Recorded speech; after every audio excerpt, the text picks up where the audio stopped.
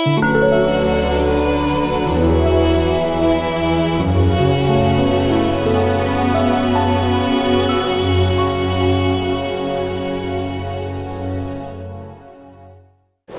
we continue with verses summarizing the parameters of the 8 consciousnesses.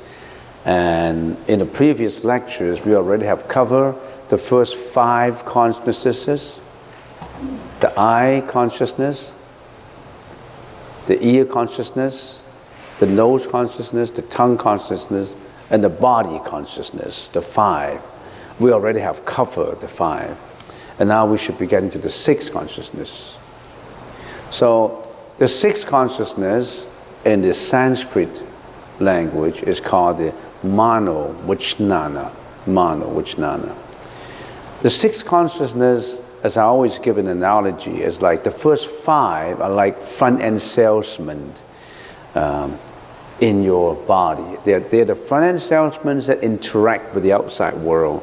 They're the interacting sensory organs that create the consciousness. This front-end salesman or sales lady. And the Mano is the manager behind that interact with its own sales crew, and at the same time it also interact with customers. But the Mano manager, the Mano, which is the 6th consciousness, is much more powerful and capable, because the Mano, the 6th consciousness, can always refer back to previous files. Doing budget, refer to previous file, check all the customers, evaluate all the salesmen and sales lady. You know, he does everything, or he or she does everything. That's the 6th consciousness in you. The first 5, we already have dealt with them. How about the 6th consciousness, which the 6th consciousness, the Mano Vijnana, which is the most powerful? Now we study our own mind, your 6th consciousness. The word consciousness is just an aggregate of all the 7th. So we are studying individually your 6th consciousness. And how does the 6th consciousness arise?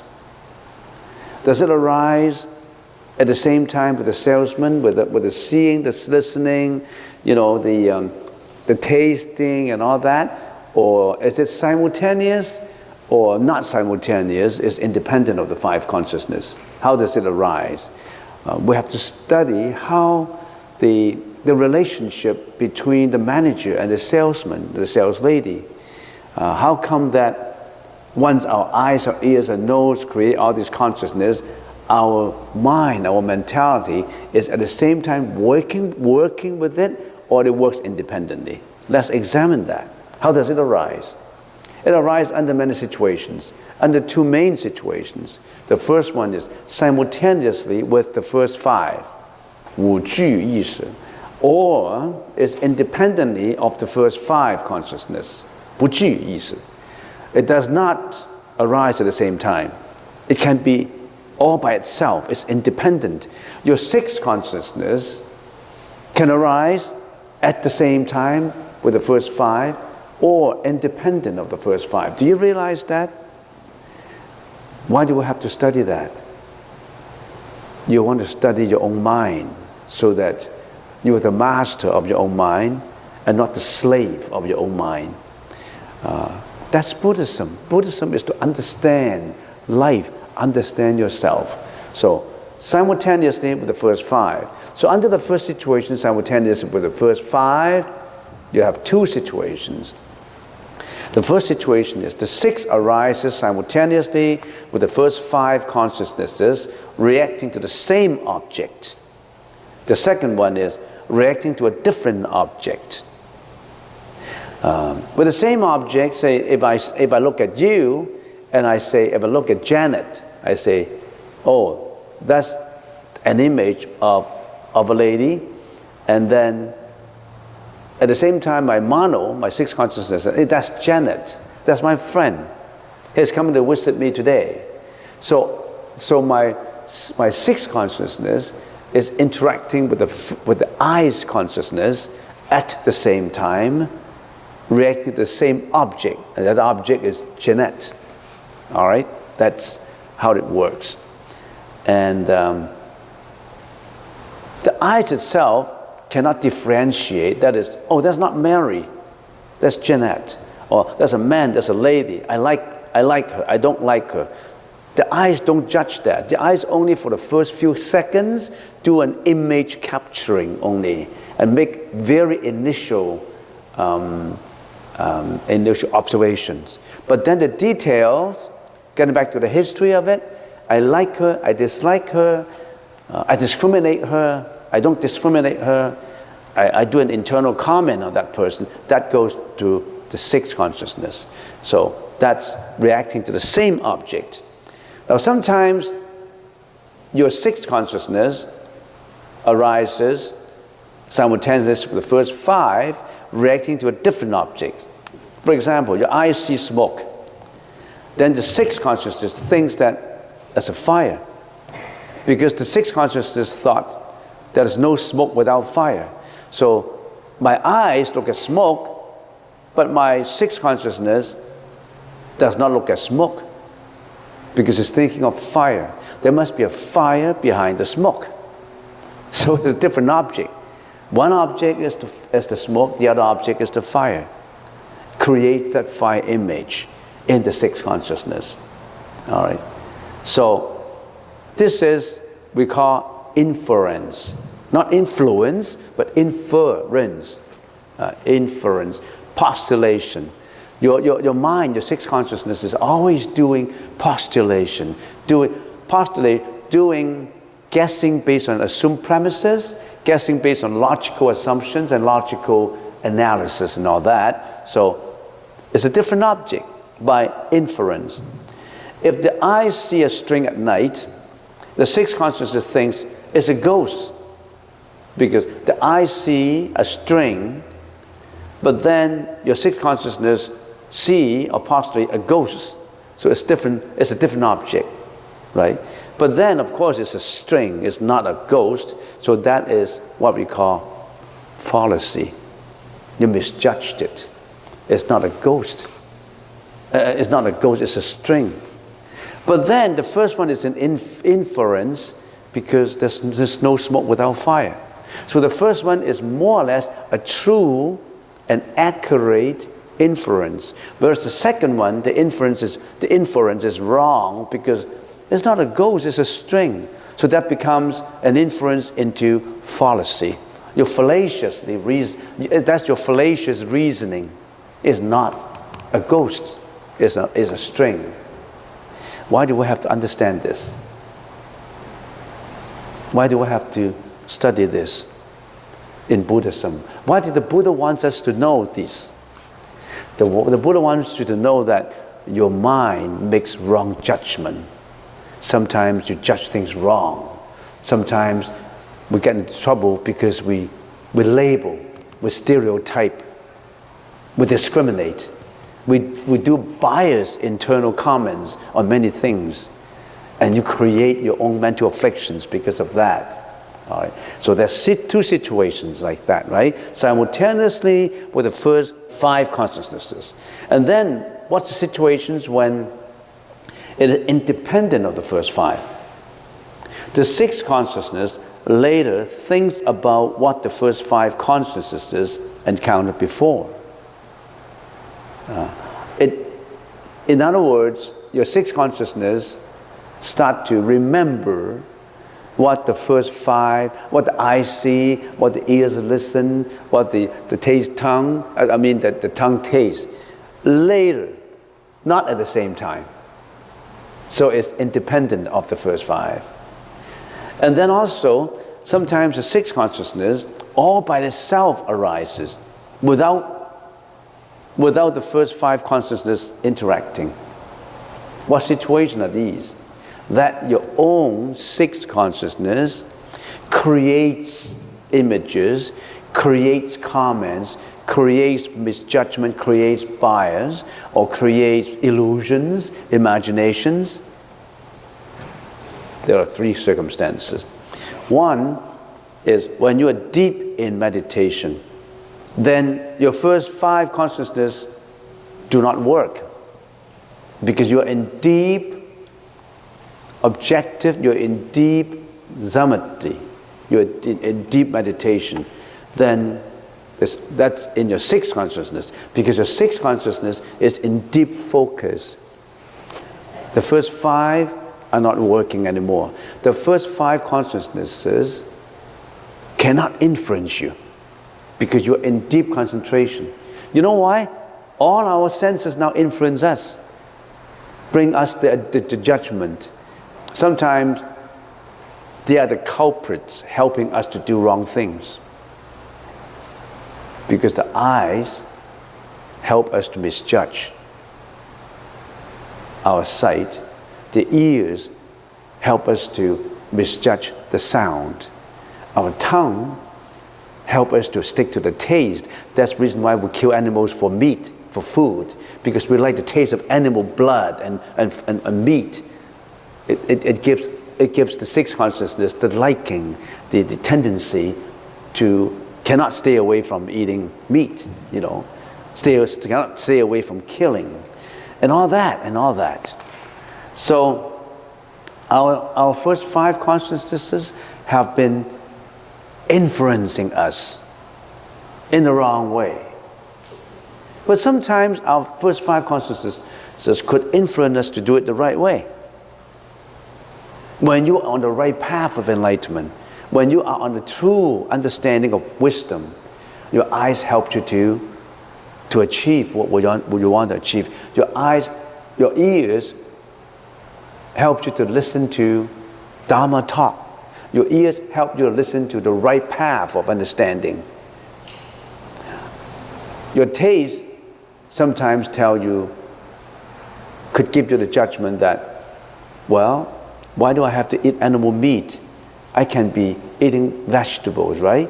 And the tastes are not that different. Sometimes the taste could help you to stop killing animals. It depends. It's like a knife. You can use a knife to kill. You can use the knife you can utilize to do good things, to achieve what you want decently. All right, so that's deep in samadhi. The second is recall the past and postulate the future. You're independent of the first 5 consciousnesses, because you think of the future, you think of the past. You don't need the first 5 consciousnesses. You don't need eyes to think about the past. Your eyes cannot help you to think about the past. Your nose cannot help you to smell the past. Your tongue cannot help you to get back the sound. That happened yesterday. All right, and also in dreaming, you don't need the first 5 consciousnesses. In dreaming, when you're dreaming, you're creating all these images in your mind. That's how your mind works. If you analyze in detail, why do we have to analyze our own consciousness in the detail? We want to understand thyself, so that we can solve the problems that arises in our mentality. All these mental afflictions, all these mental disturbances, all this greediness, hatred, jealousy, fraudulence, arrogance, egoism, all this depressive attitude, anger, hatred, is all created inside of us. We want to find out why. Why are we suffering? Can we get away from the suffering? That's what the Buddha taught us. Analyze the situation first. Find out the problems, and then slowly resolve all these problems.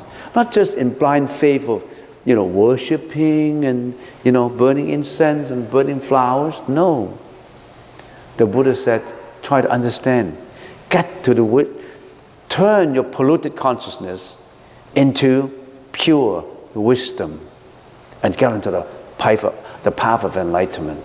So that's how your 6 consciousnesses arise. That's how your manager, your mano, works. That's how your mind works. So you want to watch out all these. All right, that's how that mind works. But as we said before, when we analyze each consciousness, we want to put it in certain modes of understanding. How does we know how the first 5 consciousnesses perceive external objects, perceive externalities. And we know how the first 5 consciousnesses understand or believe something, the most of knowledge. And we know how the first 5, what are the inherent moral nature of our first 5 consciousnesses. And now, how about the 6th consciousness, the manager? We're going to understand the manager's personality, right? If you want if you're the shareholders or the directors, don't you have to understand the personality and evaluate your manager? How does the mano vijnana perceive external objects? In 3 ways. The first 5 only perceive externalities. The first 5 only perceive externalities in the first way. Raw objects as perceived in actual reality. I see you. You're a raw object that I see. You are the object, the environs, the external object, that you're the raw reality that my eyes see. My eyes only can interact that way. My eyes cannot see yesterday, right? Can you? Can my eyes create an image to see? Actually, no.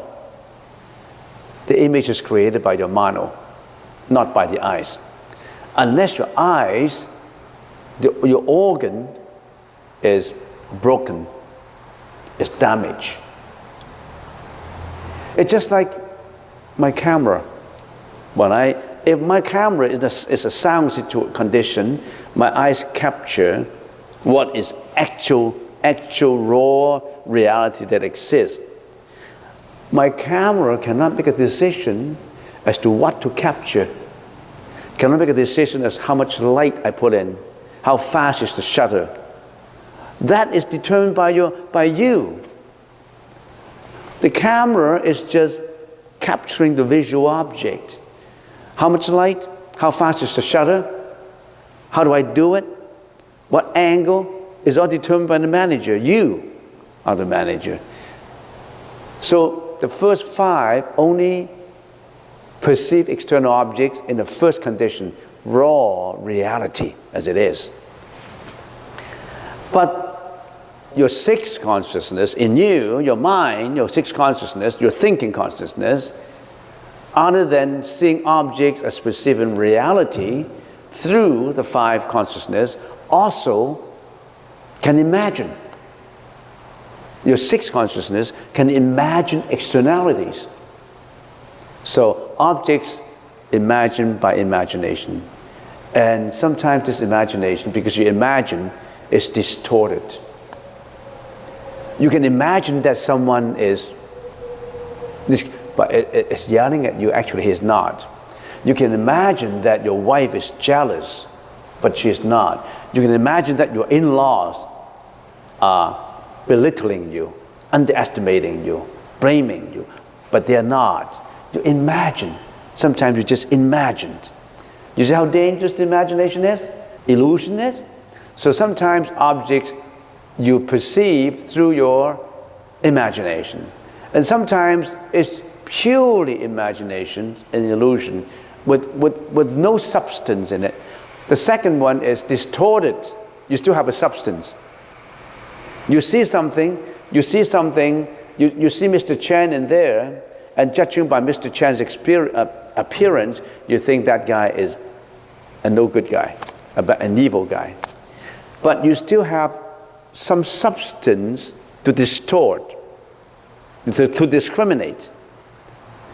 But in the 3rd category, you just create it through imagination and illusion. No substance. You understand? See the difference? The Chinese word would give you the difference. 带直境 carry a little bit of substance in. 独影境 no substance at all. You just create the imagination and illusion. You ponder on it. You make troubles out of it. You were driving, and this next guy were driving too, and he was looking at you, and you thought that he's disdaining you, and you yelled at him. That could be out of imagination illusion. Because you think that that guy is doing that. Maybe he is. If he is, then your imagination, your postulation is correct. Your inference is correct. If he isn't, your inference becomes a fallacy. And many things happen that way in real life, you know. That's how we get into trouble. All right, so the perceived object, as far as externalities is concerned, the sixth consciousness is extremely powerful because it involves with three kinds, all the comprehensive externalities. The sixth consciousness is involved with it. How about the modes of knowledge? How does the sixth consciousness get to believe things, get to understand things? How do you believe in something?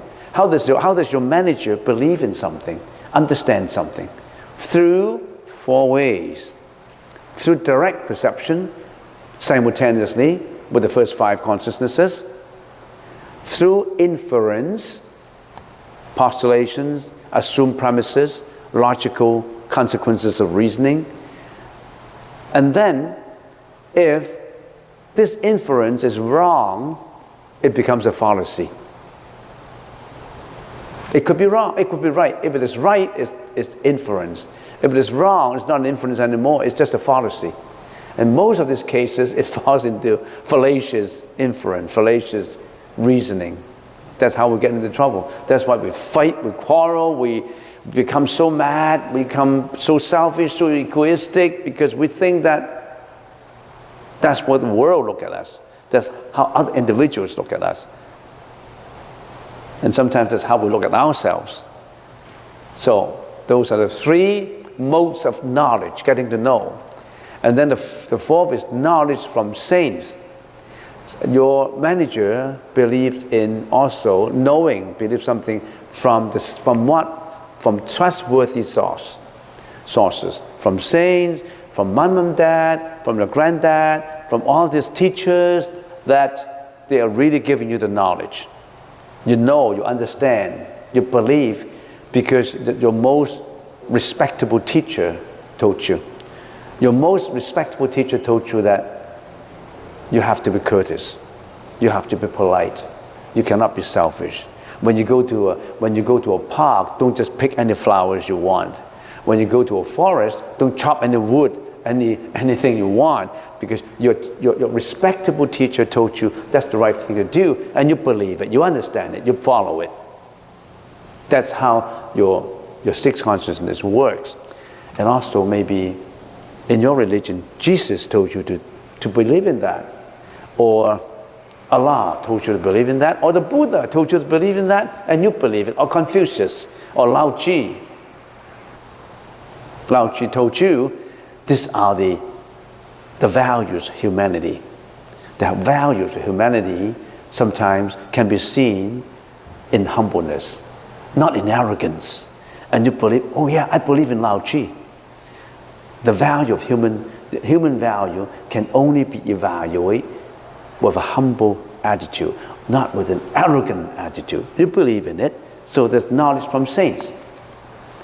And the first five consciousnesses, the eyes, the ears, the nose, the tongue, and the body, can only do a direct understanding, a direct perception. The eyes cannot infer. The eyes cannot make mistakes. Only the mind makes mistakes. The eye only captures the image. How can the eyes make mistakes? Don't blame the eyes. The eyes are only tools. It's the manager inside of you that's the culprit. You got to watch it. Your sixth consciousness, you got to watch it. Why are people committing crime? They allow the sixth consciousness to do what it wants. The sixth consciousness wants to please itself by killing, please itself by lying, slandering, please itself by doing anything it wants. Then you get into trouble because your sixth consciousness is not under control. Why is it not under control? You haven't been training it. You're not going for meditation. You don't care about how your mind gets out of control. So, in your sixth consciousness, It all falls into this 4 modes of knowledge. Sometimes if you understand psychology, this is Buddhist psychology. It also happens in modern psychology. But you know the difference between the Buddhist psychology and the modern psychology? There's a major difference. Modern psychology only deals more with the present. The time dimension is just of the present. But the Buddhist psychology deals with the past, not just of yesterday, of previous lives. It transcends time dimension to go into previous 1 life, 2 life, 3 life, 4 lives ago. And there's one major difference also. Modern psychology deals with humanity, but the Buddhist psychology deals with saints, with saints beyond temporal world, with how to get out from humanity. It transcends humanity, not just of humanity. Transcends samsara, transcends reincarnations, transcends mental afflictions. It transcends the urge for reputation, wealth, fame, luxuries, and all that. So you see the difference? That being said, we're not despising modern psychology. It's a very resourceful understanding of humanity. It's part of the Buddhist teaching. It's highly respectable. It's very important. So one should not, so if you are taking university courses, if you have some elective that you have to do, I always suggest to students that take psychology and philosophy. If that's an elective that you have to do to contribute your credits. Don't take every course in physics, in chemistry, all this is science. Learn something about non-science. Your psychology, philosophy, social work, sociology, all that is related to the Buddhist teaching. So we know that the 6th consciousness, very comprehensive. It covers all the 4 modes of knowledge. Knowing that also is very interesting. If someone says, who do you believe in? I believe in the Buddha. Have you seen Buddha before? No, I haven't seen. How come you believe in something you haven't seen before?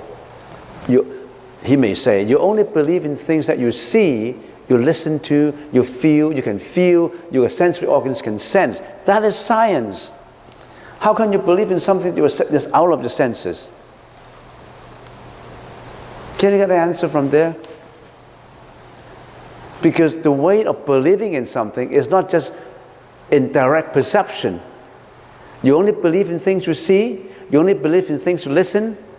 Then there's so many things that you cannot see, you cannot listen, you cannot taste. You mean they don't exist? You also believe in things through inference and knowledge from saints.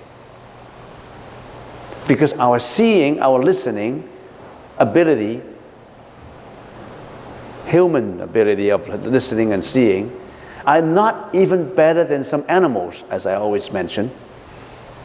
A dog can listen to sound 5 miles away or 2 miles away. Can you?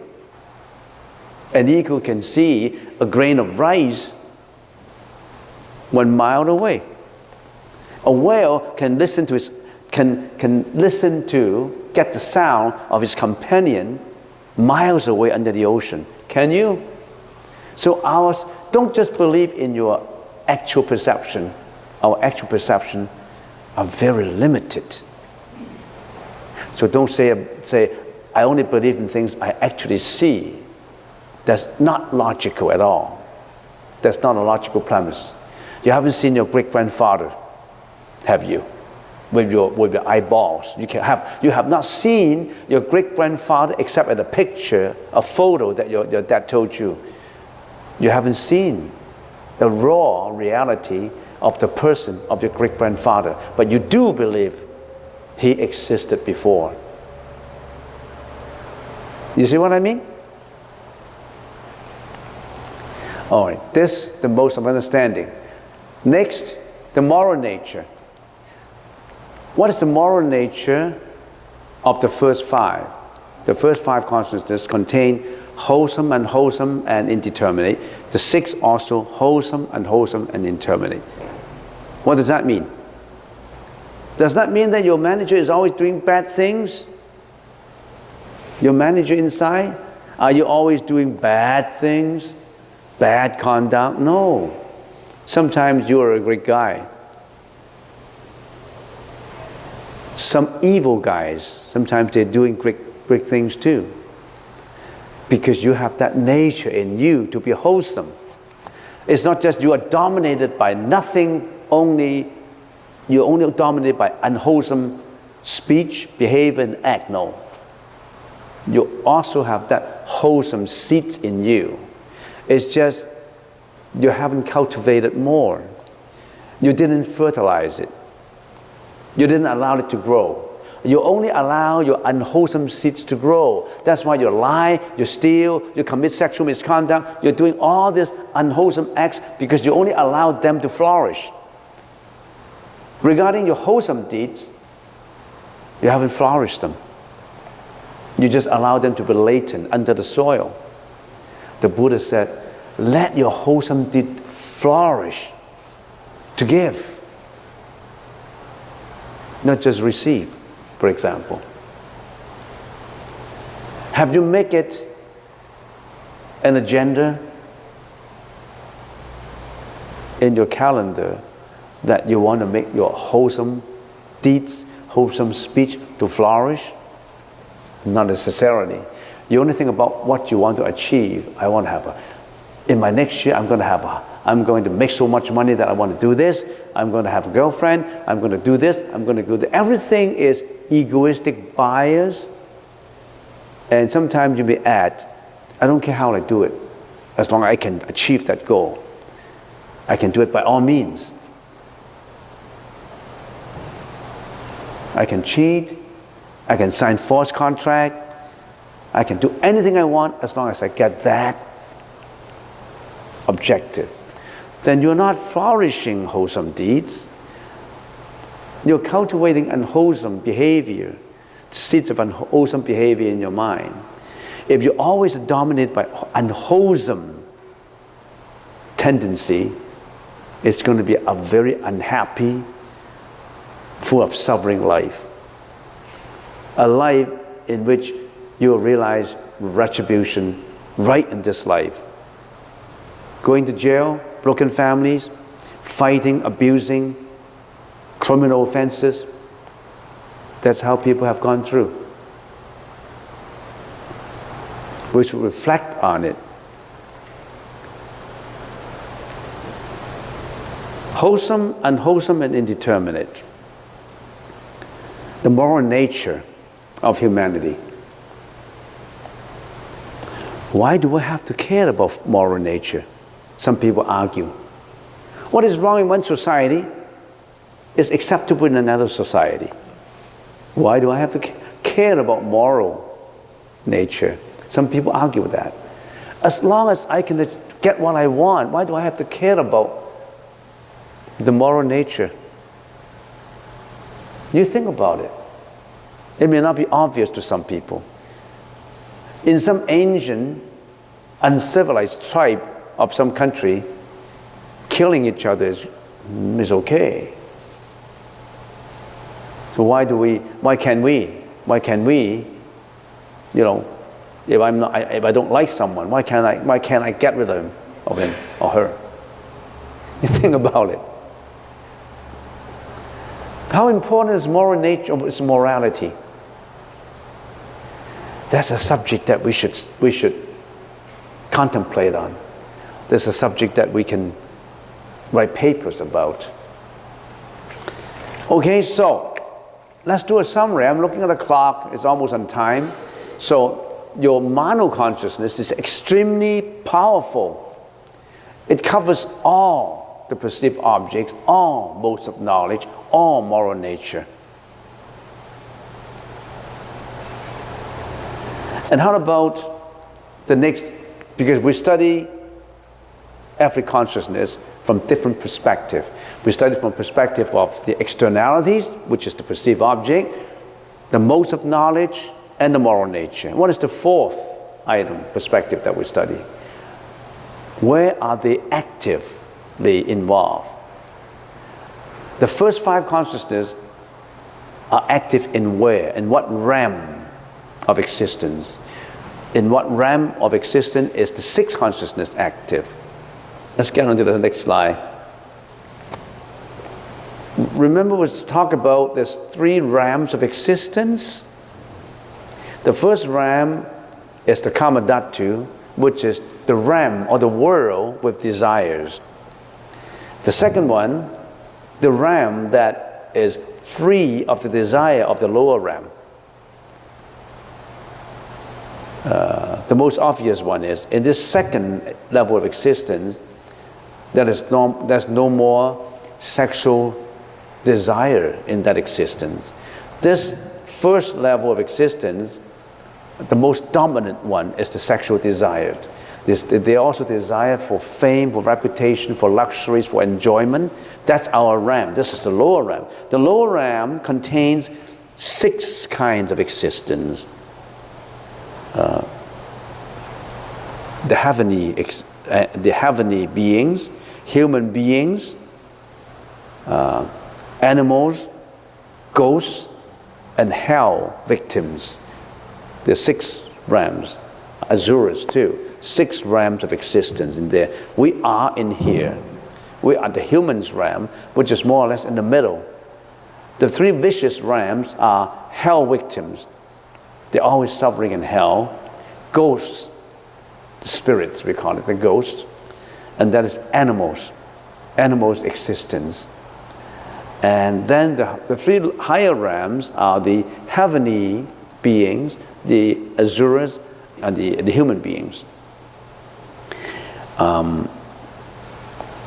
When we study the first 5 consciousnesses, we said the first 5 consciousnesses are involved only with the first and the second realm.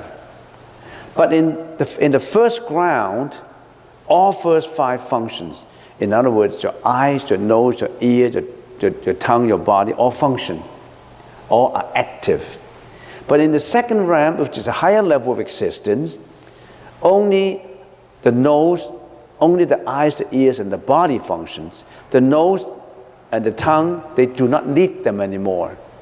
Only the lower animals need the smelling consciousness and the tasting consciousness, because the lower kind of existence still kill each other for food. They kill animals for food, so they need the nose to taste food. They need the tongue to taste food. And also the lower level of existence, they eat by muscles, one mouth after one mouth after one mouth. They do it through the tongue and the nose, and then they swallow everything in there for the digestions, and they still need to what? Assimilate the food, and then let out the garbage as filth. So they have to go through a procedure of assimilation, getting into the food and getting the dirt, the stinky, the smelly dirt, the feces out. They have to go through that procedure. So that's the lower end of existence, where you still have to input this flesh and blood in you and get out the feces. But in the high existence, they don't need that kind of food anymore.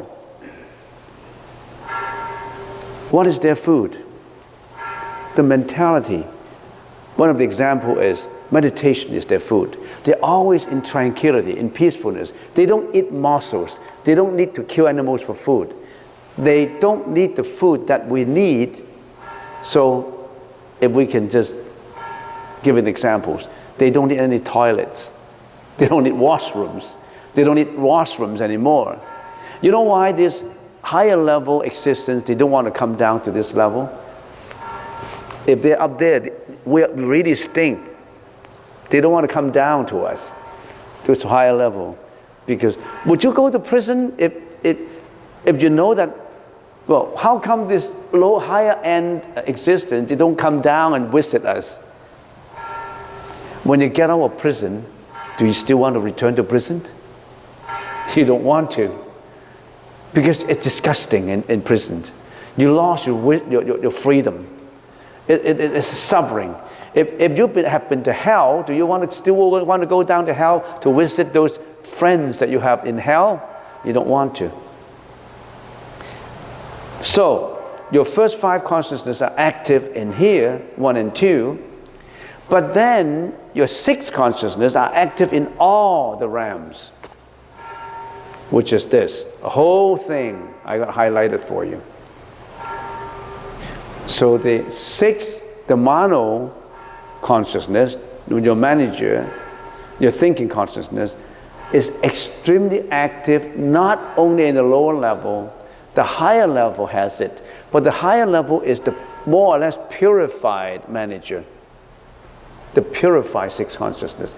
Our manager is a crude,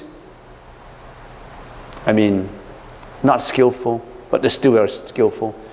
They're not extremely talented. But all these other, the manager that goes to the formless realm,